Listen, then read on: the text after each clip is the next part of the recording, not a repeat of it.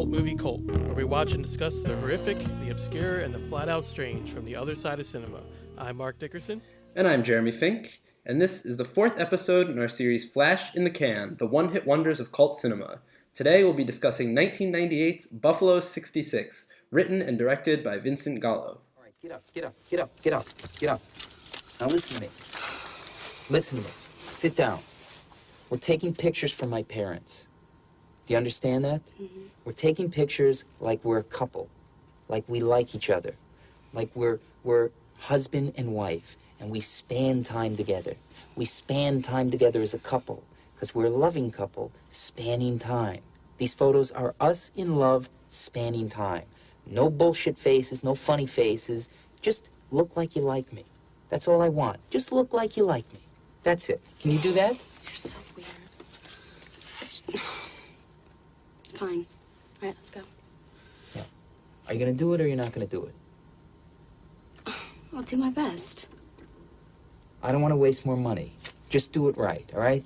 We're in love. We're spanning time. Look like you like me. Look like we're husband and wife, okay? I do like you, Billy. Okay, you know what I mean. I mean like you like me like you're my wife, like you're in love, that kind of like. Like we're in love, spanning time, okay? And just do it right, all right? All right, I'll do my best. Don't do your best. Do it right, okay? And don't get smart. I don't want to waste $2. Just do it right. All right. All right. Look like you love me. Let's span time, okay? Let's span time together. Billy Brown is out of prison after 5 years. Eventually, we learn due to sports betting activities that he was involved in. In order to impress his parents and bring him an instant facade of normalcy, he kidnaps a random woman he runs into after using the bathroom of a dance studio, and the two of them go on a bit of an adventure together, first meeting his parents, and then onto the bowling alley, and eventually a seedy motel. It's one of the odder friendships/relationships between characters that I've seen in a movie. Certainly a different kind of dynamic.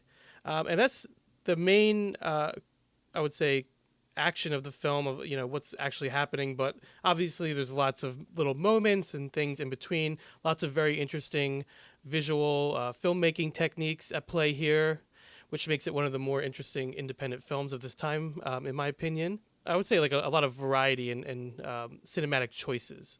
But that's the basic plot of the film, and we kind of follow this character as he navigates through his post-prison life, and it really is like the following day, I think, that we follow him. Yeah, relatively simple plotting in this film. Very simple. Which I think a lot of serves it. A lot of room for the characters to have their moments, and some good dialogue and some visual things in there as well. So now, was this your first time seeing the film? Yeah, this was my first experience with a Vincent Gallo film. I'm yet to see Brown Bunny, although it's definitely on my list. Definitely my curiosity is piqued after seeing this film.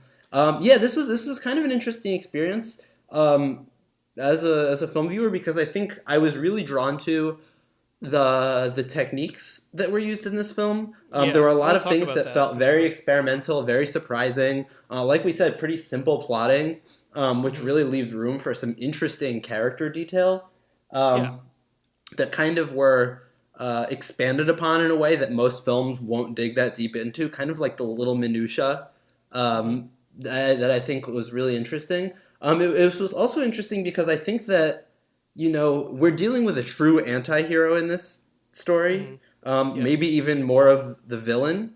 It's one of those things where I think, well, like that's the thing that I kept thinking about with this movie from the beginning is this character likable? Because it didn't really, to me, seem like they were trying to make him likable or relatable.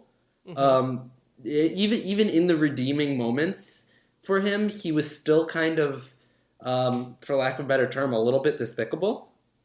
But for some reason, he was a really compelling character to follow.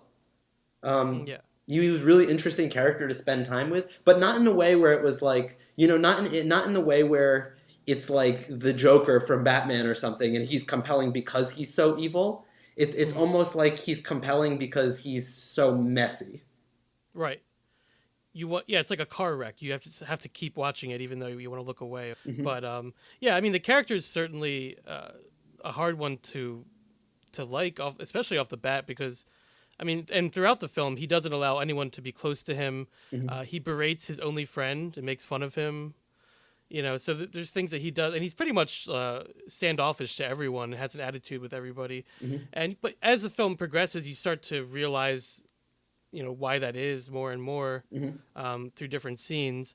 And somehow he does, even though he comes off as abrasive and annoying and stuff like that in the beginning, I think ultimately he does become a pretty sympathetic character, which is an achievement, I think, because there's almost nothing there to make him one, but it kind of works. Even by the end, that I think that was the thing that surprised me, is there wasn't really, I mean, as we say, on this show, full spoilers ahead. So if you haven't seen the movie, I'd recommend tune out now, go watch the movie, then come back, because we're about to talk about, all parts of it. But even by the ending, when he kind of makes the decision not to go through with a crime that he's been considering doing, it still doesn't feel like he's really doing it because, he's a great dude. It's kind of just like he makes a decision in that moment not to go through with it, but I feel like he just as easily could have gone through with it.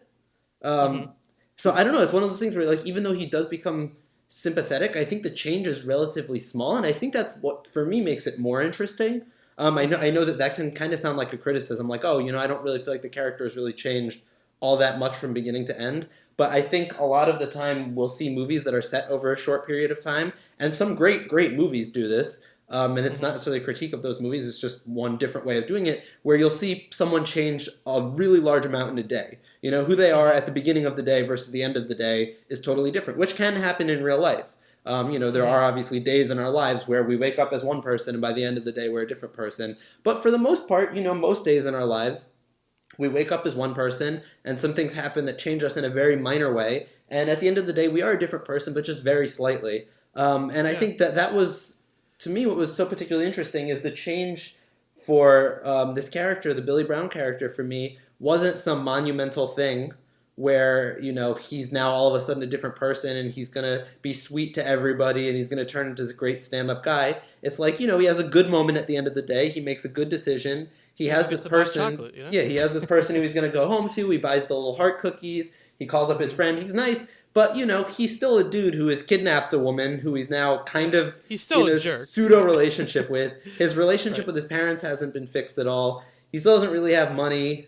He's probably still got some issues. Yeah, he's probably going to wake up the next day and kind of think better of how nice he was and then probably make some kind of excuse and try to... You can see him going back on it the next day. For sure. He's going to try to be an asshole again. And I really like that, actually, because it's surprising. It's an interesting character, and it's all about perception, really. You know what I mean? So what you're saying is how we perceive him in the beginning of the film, it does gradually change. And even though he is basically a jerk to everyone in the beginning, and he has that air of superiority about him, doesn't want to deal with those around him, we do start to see that vulnerability from him. And particularly in the scene in the motel when he's laying next to Layla, played by Christina Ricci, and they are in the bed together, and he wants to be close to her, but we see, that he just can't be for one reason or another. So he comes off as, in the end, comes off as, I would say, like a lonely loser, a degenerate for sure, with some antisocial issues, not great at communicating with others, but, you kind of put all that aside and you kind of just feel for him a little bit. He just looks like, I think even Christina Ricci says it at one point, that he just looks like a little boy. I think when he's in the tub, she says that. He just looks like a little boy, and it's like, you kind of get that he just has these issues, and, issues with his parents, issues with his life in general, with his, and so, it's just, it all comes across eventually. Well, and that little boy thing, I think, is interesting because it does seem, especially the way the film is structured, really the first thing we learn about him. We understand that he's coming out of jail. We understand that he's kidnapped this woman. But those are kind of actions, but we haven't really gotten a look into his internal life. We know he has a small bladder. Yeah, we know he has a small bladder and a deep rage. But we don't... So a small bladder and a large rage. But we don't really... We haven't gotten a look into his internal workings yet. And really the first thing we get is his parents. And I think that idea of him being a little boy is interesting because the first thing we're faced to confront is him going home. And there is this thing, I think, whenever as adults we go home, where to a certain extent we're brought back to feeling like children, at least a little bit. You know, when you're in your childhood home and your parents are making you dinner, you know, immediately those dynamics are going to start coming up, as his do. So that idea that we're introduced to this character, we see him do a few things, but before we even can really get a feel for him, he's basically, you know, turned back into this little kid again in his parents' home. And that's kind of what we're building from, is a really interesting place to start, because in a lot of movies, you know, the parents' backstory is generally saved, unless the parents figure to be a large part of the story, which to a certain extent his parents do, but not really. You know what I mean? Like the parents in this story, they aren't really part of the main conflict of the story. They're just kind of a texture as to why this dude is acting the way he is. They're another puzzle piece. Yeah, they're a puzzle piece. And what makes him up, yeah. Yeah, but like they're not really part of the main, other than the football connection. But we get we spend so much time with them, and I think so much of that is just so we get the feeling for this dude as this kind of lost soul who needs to be nurtured, needs someone to take care of him. Really, is all he's looking for. But he's lost in this world of gambling and violent thought, and you know, like seedy underworld adulthood. Yeah. And all he needs is some love, you know? Right. And it is definitely a very personal film. And it's hard to talk about this movie without talking about Vincent Gallo, because he is a director, writer, star. So I want to just go into his background a little bit here, kind of diverge from the film for just a bit. So Gallo started out as a performance artist in New York, and he moved on to acting before moving on to directing his own films. He was also a b-boy in the 80s. He was a hip hop breakdancer. Yeah. So he also rode motorcycles. So he's very well versed. He's also a musician as well. Well, his 80s, sorry to interrupt, but his 80s period too, this is just kind of like a fun little side note, but he actually was part of the 1981 film Downtown 81, which is mostly known for the presence of the painter Jean-Michel Basquiat. And the 1980s New York City graffiti scene. So this guy's roots aren't coming from Hollywood; they're coming from graffiti and street art. And I think that's part of his appeal too, is that he has that kind of street level, character to him that you don't always see in the world of film. And he's multi-talented for sure. I mean, filmmaker, actor, writer, musician, motorcycle racer, and then also there's his radical and outspoken views, which I'm sure we'll talk about a little bit, that he's also very much known for. He actually reminds me a lot of Quentin Tarantino in certain respects.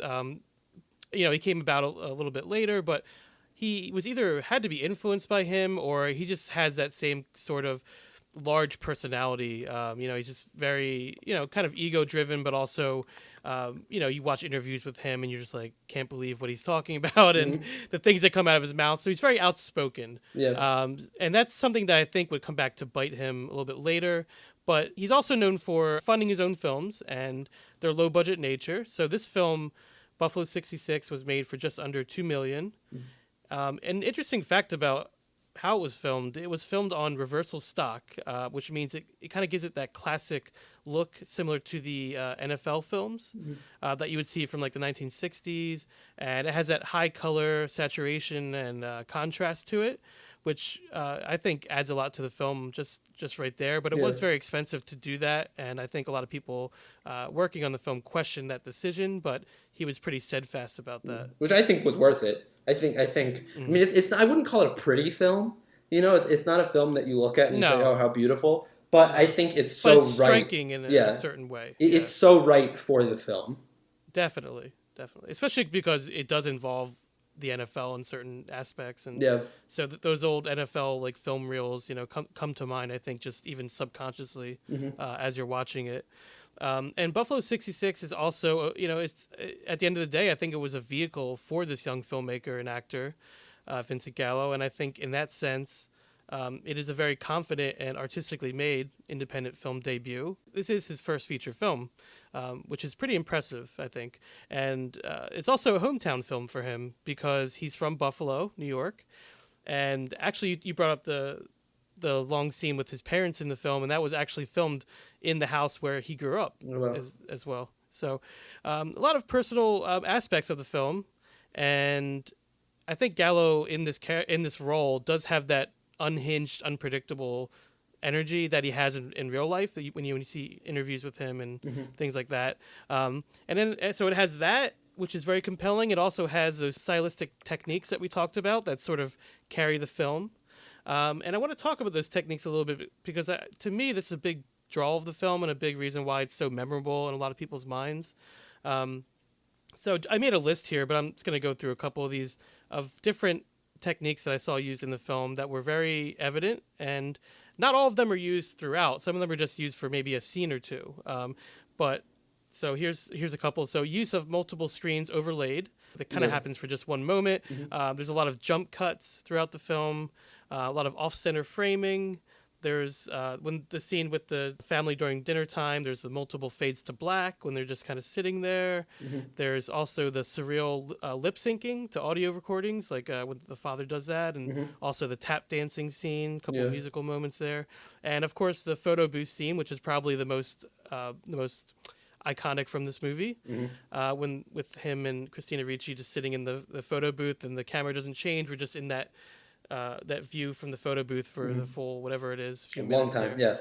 Yeah, it's a long time, but it's a great scene. I think that scene works really well. I agree. But what did you think, Jeremy, of these techniques? Did they work for you when you viewed the film? Were they distracting? How did you feel? I thought for the most part they worked. I didn't love the photo overlay thing. For me, it just is one of those things where that kind of drew attention to itself in a way that I felt the others didn't. And it's mostly because I felt that what was being done with that could have been done with cuts. That's generally for me as a filmmaker and film viewer. Still, you get the idea that he's trying things. Yeah. It's experimental. I think generally for me, when it comes to experimental techniques, my thing is if that technique is the most interesting and efficient way to express an idea, I love it. I think generally if you're doing something experimental that can be done in a more straightforward way to a greater effect, that's when I kind of will be like, oh, that's a little distracting.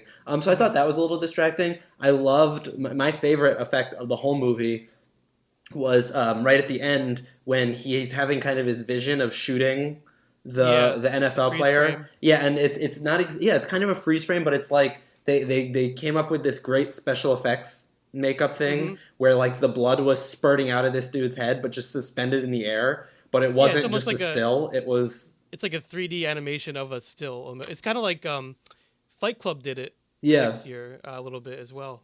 Similar technique. Exactly. I love that because it does felt look really so cool. Yeah. Well, and it felt so purposeful to the moment. And I think that for me, the experimental moments in this film that I really love were the ones that felt like they were totally of the moment. That they totally were the complete emotion and feeling. It was like this is the only way that he could have. Exactly. Yeah. The only and most unique way that he could have expressed that idea. Yeah, and I think it works really well in that moment, definitely, because it's like that's the definitive moment right there, And you think, and eventually you do think that he goes through with it. So I believed it, which a lot of the time I don't. I actually forgot I forgot there was that extra ending on there because Well, and I've definitely seen those scenes before where it'll be someone doing something drastic, and then we cut back to them and we realize that they haven't done it, and a lot of the time I find myself not believing that they actually did it when it's happening. You know what I mean? Because they don't set the character. Yeah, you can see him. Because a lot of the time a character won't be set up for us to believe that they'll actually go through with the thing. We understand. But this guy, you're like, he could. He's at the end of his rope here. Yeah, he's. Well, and also, and this might be a context thing, and maybe if this movie had come out in, now or a different time period, it might not have been such a thing where it was believable. But in the 90s, you saw a lot of movies with kind of downer endings. We were kind of at like the peak of the Sundance era when he was making this movie. So it wasn't, experimental indie filmmaking was kind of the thing at that time. So it wouldn't have been surprising to just have the movie end with him killing a bunch of people, which to me, I was like, wow, they're actually, they're going to do it. But I believe it. I believe that character would do that. And then when it cut back, I was like, oh, okay. It was actually a surprising thing to do there. Right. And as far as techniques go, there are some big overblown things. Like you mentioned the multiple screens in the beginning, and I agree. I think that's maybe a little overdone. Mm-hmm. But there's also like some little things there, like some even more subtle things that I noted. The one shot in the beginning where he's running around when he's looking for a bathroom after being released from prison. There's one shot where the camera seems to fall over for an instant. Oh yeah. I don't know if you noticed that, but Mm-hmm. it's just like at the very end of a shot. Yeah. Or it might have been in the beginning, but it shows the spirit of the film and like Yeah. that they left that in. You know what I Yeah. mean? Even if it was done intentionally, I found it an interesting like stylistic choice to make. Yeah. And you see that sort of creative filmmaking technique, like utilizing those sorts of techniques throughout the film. So I Yeah. appreciate things like that. Little. Yeah, I actually really love that moment. I thought that was so weird. And that was one that drew attention to itself, but I was just like, that's just so bold. But You it was know so what I mean? quick. Yeah, it was Yeah, just, like, it's a so little quick, but thing. it's just like it's And you clearly... don't really know if it was done intentionally or if it was something Yeah. they just left in or. Well, and I think I may have discussed this on this podcast before, but I heard this... I can't remember if it was an article or an interview with Greta Gerwig, the director of Lady Bird and, actress in countless movies. And she was talking about the thing that she loves about theater is that there's always a feeling that something could go wrong. And if it goes wrong, it's happening in real time. Whereas with film, there isn't the feeling that something could go wrong because we all understand that it's been edited carefully, that if something has gone wrong, every effort has been made to make it not go wrong.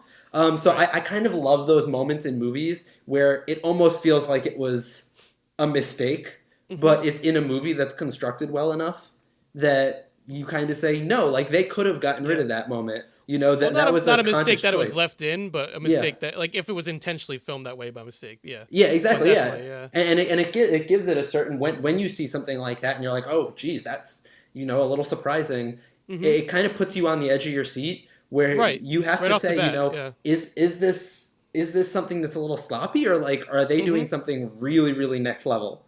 And it could be a little bit of both. But when you kind of lean in like that and you start paying attention a little extra because you're kind of looking for surprising elements. When you're looking for something surprising, you're going to be surprised. You're going to find things that you otherwise wouldn't find. So I actually really, really thought that moment served a pretty good purpose in the scope of the film. Just a little thing, but also those musical scenes I mentioned, the tap dancing one, the one where his father's lip syncing to an audio recording, and then even the ending when he walks into the strip club and he's about to shoot the football player. That's all done just music. So, how did those moments work for you? Did you think those scenes were, effective in their own way? Yeah, I did. I think I had to.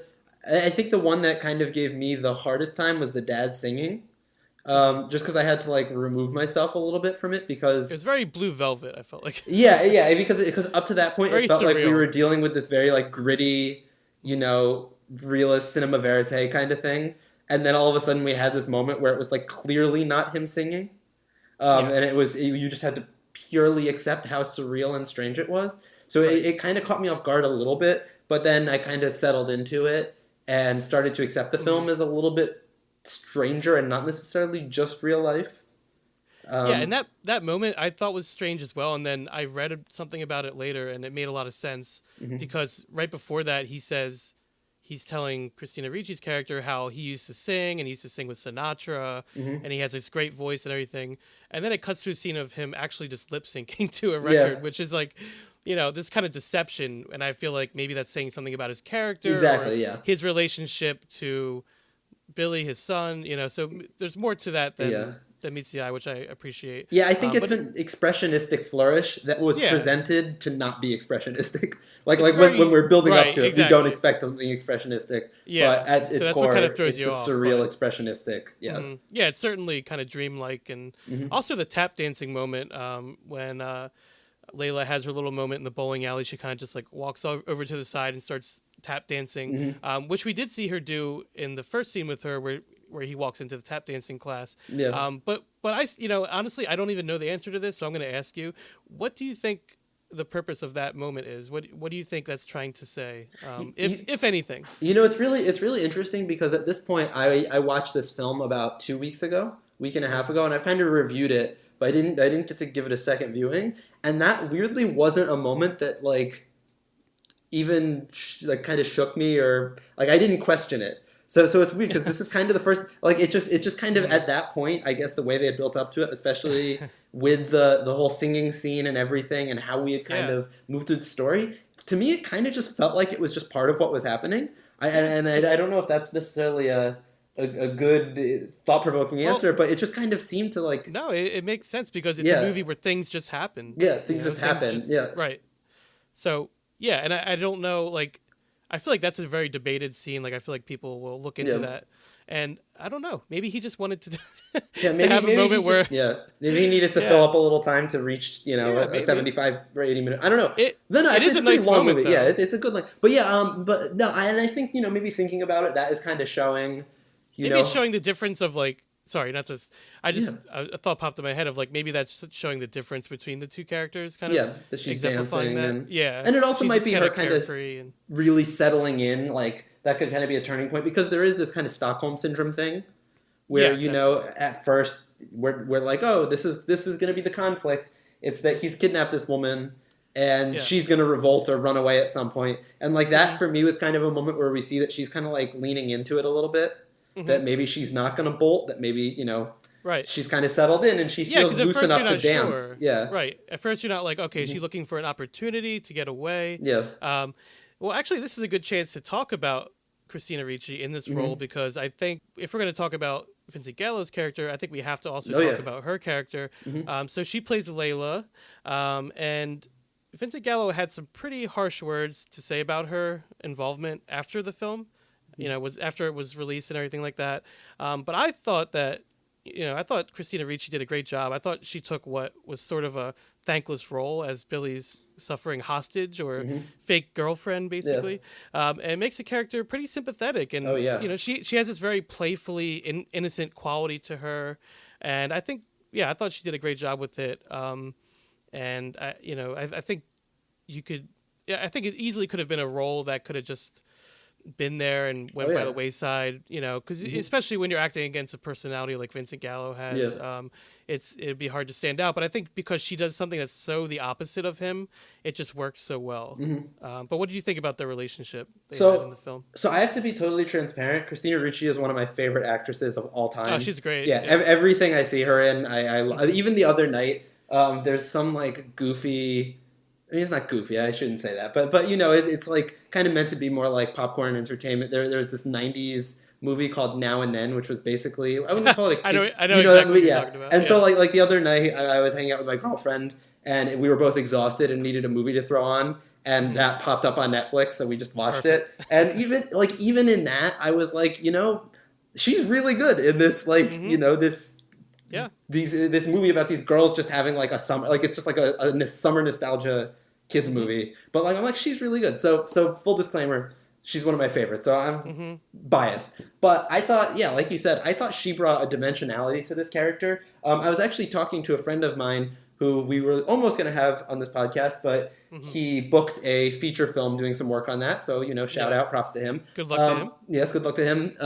But I was saying to her, my one critique, well, not my one critique, but one of my things that I would have liked to have seen in this movie is kind of more about who she was and where she came from. And he said, no. The whole point is that we don't know, but she's still so compelling, which I thought was really interesting because it's like early on in the scene, or early on in the film, rather, right after he's kidnapped her, she has ample opportunity to get away. It's not like they're in the middle of nowhere. They're in a parking lot. Right. She's taking dance classes inside. He hasn't shown her a weapon or anything like that. There are people around. Like, she had ample opportunity to run away, but she didn't. She, she made a conscious choice to stay. And so my friend has said, like, what an interesting character that we don't know who she is and why she would stay. And I think that there's a certain truth to that. And I don't think every actor or actress could have pulled that off where it was interesting. Right. I think other people with maybe a less sophisticated, filmic vernacular she might have just seemed kind of stupid in that moment. Yeah. It's like, oh, there's her opportunity. Why isn't she running? But at no point did I find myself yelling at the screen like, get away, because she just has this innocent quality to her. And it's just like,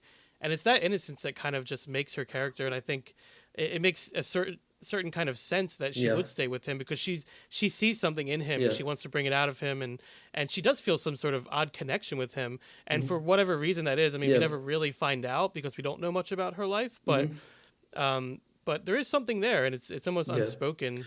Well, I think it's like an innocence paired with darkness. And I think maybe that's the reason why Christina Ricci got cast as Wednesday Addams in the first place. Is she's always kind of had this thing where, she seems like she'll be in a role where she seems like a perfectly nice person doing nothing dark or outside of the ordinary, but and like she seems sweet, but it seems like there's something really kind of like damaged always going on behind her eyes. And I don't know much about her in real life. Like because she's one of my favorites, I've almost to a certain level maybe have like avoided learning too much about the actress because she's one of those people who is just so fun to watch in movies. There's certain actors who you can whenever she shows up, it's like, hey, it's like, oh, hey, there she is. Yeah, interesting.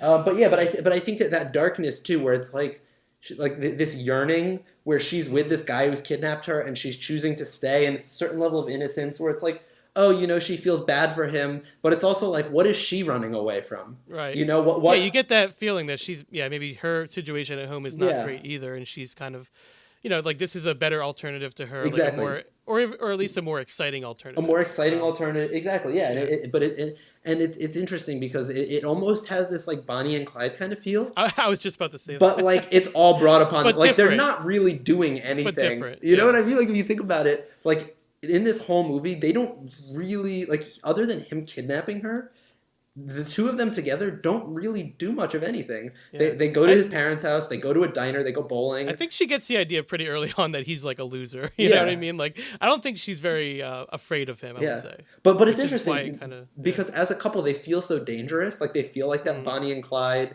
couple, or or like the Sid and Nancy kind of feel. Yeah, the Sid and Nancy, or so many of the examples of like this couple on the edge doing crazy things. But like they're not taking drugs, right? I don't think there's they're not taking drugs. Not in the film, no. They're not killing anybody. They're not on the run from anybody. Like they're doing the most banal things you they could go possibly. Visit his parents. Like the only real conflict is that Billy has a dark fantasy of doing something crazy in his head that he ultimately doesn't go through with. So it's like really it's just a story of like this guy kidnaps this woman and then they hang out. Again, it's all about perception. Really. It's all about perception. And there is that hotel scene I mentioned where, or motel rather, where they're laying in the bed together, and that's such a good show don't tell scene. We talk about that in film. So instead of having dialogue explaining what's going on, and there is some dialogue, but in this scene in particular is pretty much just that overhead shot. It's silent, except for music, and just showing them next to each other, and I think it says so much just without any words. And then Billy finally cuddles up to her and kind of gets in that fetal position. And it's just like a nice scene, and it doesn't need any dialogue, and I think that moment's like a real turning point for his character and for us watching the film, and I think that's part of why when he doesn't go through with killing the football player at the end, it does make sense, because you've seen that relationship start to become something. And I think he sees that too. Which once again though, which I think is the thing that makes it interesting, is it kind of seems like it started to become something, but it's not really. There's not substantial groundwork for a relationship. It's not yet. They need to work on it a little bit. They're building the house on a swamp. It's it's not. The foundation hasn't been laid well at all. Yeah. But it could go somewhere. It could go somewhere. It could. It really could. Yeah. I mean, it could go. It's one of those things that could go either way. And also, in that moment, we see him shoot the football player, and it goes into that kind of surreal freeze frame type animation. We see that quick, I guess it's a flash forward cut to his imagined, how his parents would react, sitting by the side of his gravesite, and his mom's busy watching the Bills, and his dad could care less, and it's just like this kind of really dark comedic moment that I kind of appreciated, and it's just like that also just says something about his character, and another reason why he's like, you know what, he's like, despite all this, I'm gonna go a different path, So, and let's talk about the parents real quick, because we have the great Ben Gazzara, who plays Billy's father. Always and terrific. He's always good. And the great Angelica Houston, who plays his mother. Almost unrecognizable, I thought, because I actually almost forgot it was her at first. I guess she has a wig on in this role, but and I also can't recall her acting in a role like this, where she plays this type of character. Yeah. That's sort of just like oblivious and kind of floaty, and she's normally like the intellectual. Like I'm thinking about in Royal Tenenbaums. It's like exactly. Yeah. You normally see her in that kind of role, and also Morticia Adams. So there's a little Adams Family reunion here. I didn't even think about that. With her and Christina Ricci. Very funny, actually. Yeah, and they're both really great in the film, and I think they both do their jobs. After the film came out, Vincent Gallo also had some things to say about Angelica Houston, and because apparently they didn't get along on set, and he thought that she was responsible for the film maybe not playing in certain festivals and not doing as well as it could have. So there's lots of behind the scenes things like that, and we'll get into that a little bit more.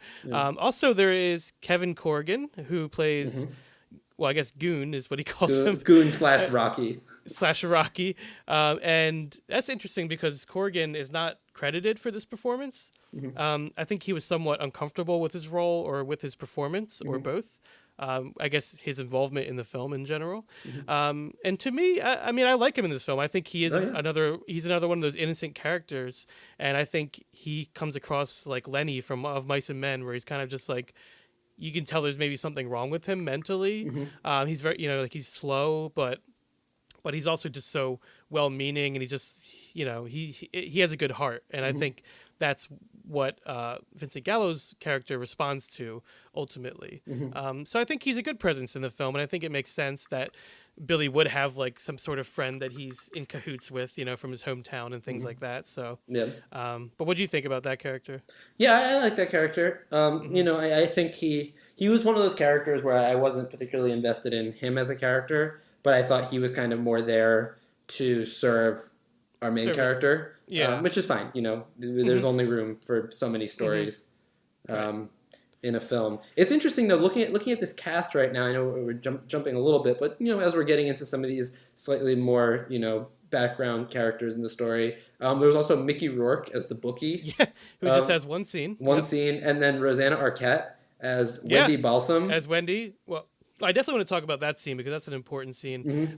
So Billy takes Layla, who he calls Wendy. He's like, I'm going to call you Wendy from now on. So he takes her to this Denny's, which I forgot they actually go to a Denny's in this. It's pretty great. In one of their misadventures. So they go there and they sit down, and of course they sit right next to Billy's old crush from middle school, who's named, oddly enough, Wendy. And played by Rosanna Arquette. And it's just like, it's a great scene of like just the embarrassment, also just like the uncomfortableness, and it's just played for comedy, but also it's just really sad. And it's so sad. I think that's when you see just how sad Vincent Gallo's character is. Well, pathetic. Not how even pathetic. Just sad yet. Right. It's pathetic. Like, because it's one thing to take on the fake girlfriend, but it's like he's so stuck in the past and he holding has a on picture to of things. her still. Yeah. But you realize it's someone he didn't even date her. Yeah, and then when you find out that in the later scene in the motel, he tells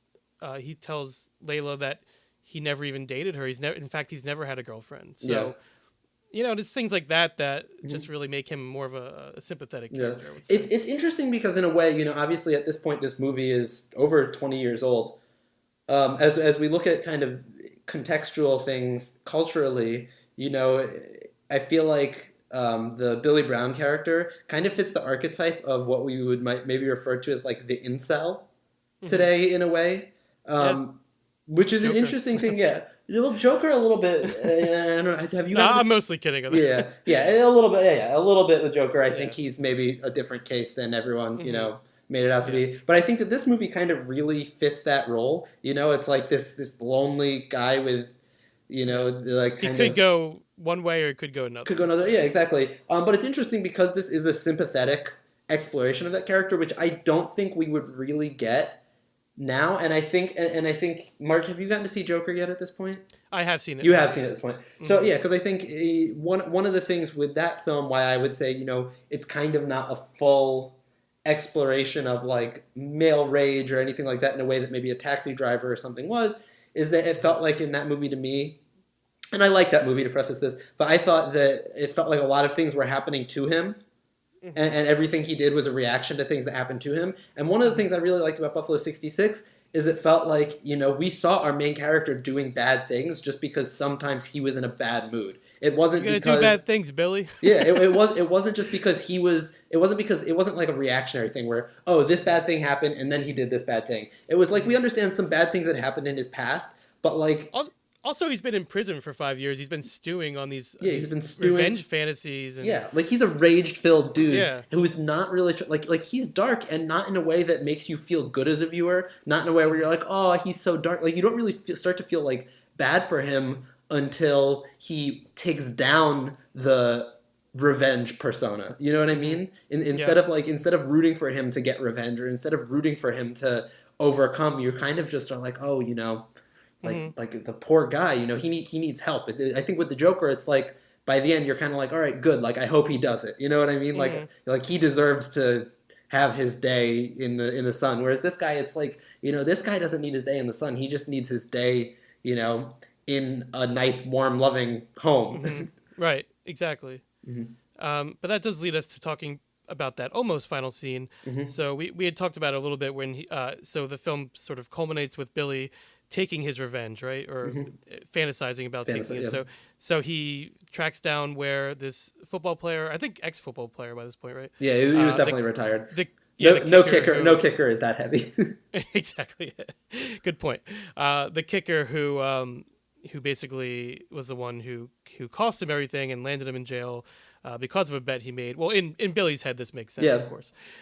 So because he wants someone to exact his revenge on. So so he goes into the strip club where he is the owner of, and tracks him down. And the whole movie has been him just waiting it out and waiting to confront this man and exact his revenge. So we get to that moment where he pulls a gun on him, and then as we mentioned, we assume that he takes a gunshot. We see the freeze frames on each shot, one to the football player and one to his own head. And then it shows the path that that he could have taken, and I think it shows the path he could have taken if this woman Layla had not come into his life. So then he thinks better on it and doesn't do it, and he walks out and he goes to a donut shop. And there's something so heartwarming about him buying her that hot chocolate that she's been wanting and a donut. And buying cookies for the customers. I just love that final scene. It's like I was talking about it with my brother because he likes this movie a lot too, and he's saying how it feels dreamlike. Like it's almost like too sweet. True. Yeah, it's like such a happy ending, but it kind of works in such a weird way. Yeah. But what did you think about that ending? Yeah, I mean, like when I was watching it, I was kind of like almost like didn't believe that it would just turn on a dime that fast. But like the more I kind of think about it, it's like we've all had those moments of relief in our life where we almost make you just want to go really stupid decision. Buy a cookie. yeah, like when you almost do something stupid, or even if it's not like an intentional thing, where it's like I like if you have a moment where you're driving and your car slips on some ice, but luckily there's no other cars around, or it's just something bad almost happens, and you're like, oh, you know what? Everything's not so bad. Let's I'm gonna go live. Yeah, I'm gonna go live and be like decent today. It's like go eat something bad for me. Yeah. Yeah. Also, that donut shop is just like perfect. I think like it just looks like when you walk into a donut shop late at night. I don't know if any donut shop would be open past 2 a.m. But well, it's like kind of a diner. A diner. Yeah, it's like a little bit. Yeah, and it just has like those crusty old donuts in the background, and I think he cast that with locals, the people that were in the shop. So it just has like a really, even though it's a little bit too saccharine sweet, it's like a nice capper, and it is sort of genuine. I think it feels genuine. Well, and after a movie that is kind of almost totally devoid of sweet moments. It's kind of it's surprising. It's subversive. It's almost subversive. Like it's like did a producer make him tack on this ending? Yeah. But then at the same time, it's like no. I mean, in a way, it's in line with the rest of the film because it's unexpected, right? Yeah, exactly. Yeah, it's unpredictable. So it does make sense in a certain way. And having seen some of the experimental stuff that's in the rest of the movie, I'd have a very hard time seeing any producer convincing him to do something he didn't want to do. Yeah. Exactly. Everything else that's in there. I mean, the fact that he shot on reversal film and like he wasn't being told, which I think is a nice segue as we get close to wrapping up here, I think one thing we need to... So this is our one-hit wonder series. And I think one thing we need to talk about is kind of Vincent Gallo's career and why maybe... Because it did seem like he was really out of the gate with this, a really explosive new film talent that was destined to go on to be right there with any of them. For such a self-assured debut film, I mean... And it was on everyone's radar. It was pretty big when it made a splash when it came out, I would say, for indie film at that time. And... Gallo's star, it's just kind of faded throughout the years since this film. There was the Brown Bunny, which he released in 2003, and that also made a splash in the indie film world, but maybe not for the best reasons. No, it's even somewhat notorious for its non-simulated fellatio scene, but it was in no way the indie darling that Buffalo 66 was. It didn't have the same charm or impact that this film had, I would say. It was seen also as more pretentious and even gratuitous. Well, clearly, because of that one scene. And it is Vincent Gallo receiving that fellatio, by the way. But I talked to Jeremy about this a little bit before. I have only seen that movie once, but I remember liking it. And so I don't think it's like a bad film or anything like that, but it's just I think it's very different in certain ways. And I think maybe he went in a direction people didn't want him to go, but that's also Vincent Gallo, in a certain way. He does his own thing. And I think that film is an artistic statement in its own right. And I would say, like I said, not a bad film that I can recall. And, but as for impact, we could definitely, I would definitely consider Gallo a one-hit wonder in terms of how we're analyzing these films, the way we've looked at films in the series. And Buffalo 66, it was a sort of a singular film in a lot of ways. And so, his star kind of faded. And I think part of that may be due to his larger than life persona that we talked about a little bit. Some would say brash, I guess, personality that he has. I think he rubs people the wrong way a lot of times. And he acquired somewhat of a reputation in Hollywood. Like I said, Christina Ricci and him had issues, as well as Angelica Houston and him. Also, Lance Accord, the DP on this film, also had a difficult working relationship with Vincent Gallo. And I won't read the things that he said about people, but he, if you can look him up if you want, but they're not nice. He was not nice. And if he has his reasons, then that's on him. But like I said, I think he just rubs people the wrong way. He does have sort of a brash attitude. So I think when you kind of analyze these things and you look back, you start to see, even though this was such a promising debut, maybe these are the types of things that led to his downfall, and we don't really hear much from him anymore. Unless Jeremy, unless me and you are just out of the loop on that one. But I haven't really. I think he's still making films. It's just that we haven't really. They haven't had the impact. That from what I understand, he's had a couple unreleased films as well. For various reasons. But it's interesting. I know he's acted as well. Yeah, he's acted a bit. I think he's kind of an interesting case, which is why I wanted to bring up the fact that he was in the Downtown 81 film with Jean-Michel Basquiat, and he has kind of these fine art roots. The film world is a place where it's very hard to work as an island.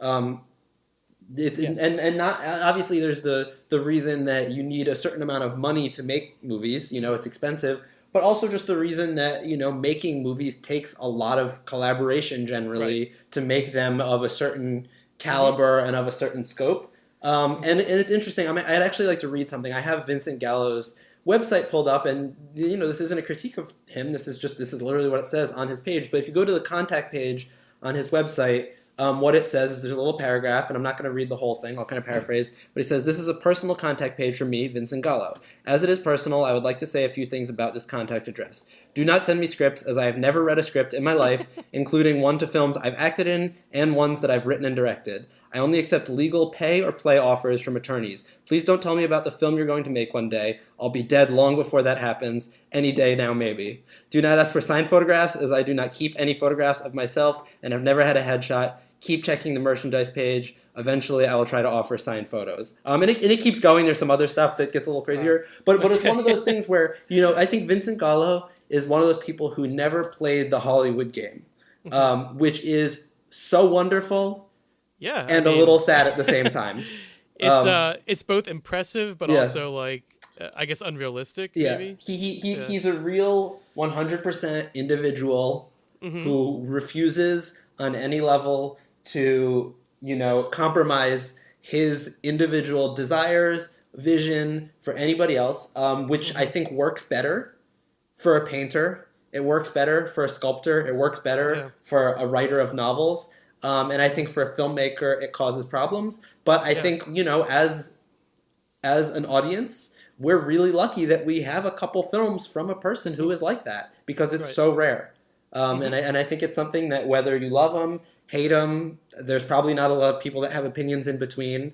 We have to at least appreciate the fact that we've gotten something totally unfiltered from a totally unfiltered human being. Definitely. He's unique, and this movie is very unique.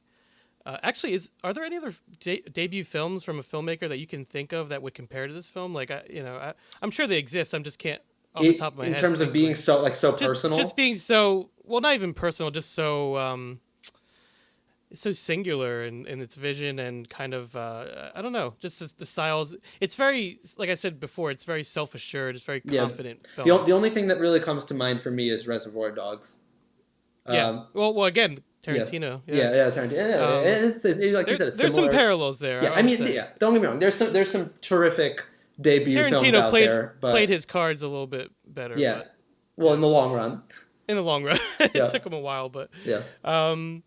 But it's interesting. Like, we could have lived in a world where Vincent Gallo became like Quentin Tarantino, sort of. It's interesting. Mm-hmm. But in the end, I really enjoyed this film. Watching it again, it is, I would say, a favorite of mine. I really like this movie, and watching this as a filmmaker, especially, it's one of those movies that makes you want to make movies. That's what I realized watching it. Because right afterwards, I was like, I want to start writing another script. Like, I just, that was kind of doable. Going. Yeah.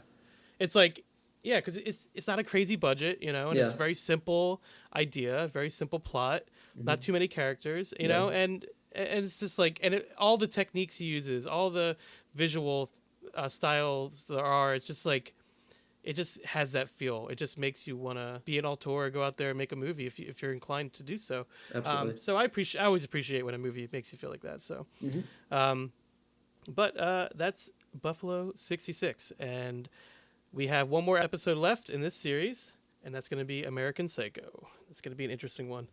But for now, thanks for listening to Cult Movie Cult. You can find us on Twitter, Instagram, and Facebook. If you have any cult films you'd like to hear us discuss on the show, or if you'd like to officially join the cult and be a guest on the show, please feel free to reach out to us at cultmoviecult@gmail.com. This has been Cult Movie Cult, and until next time, so long from the other side.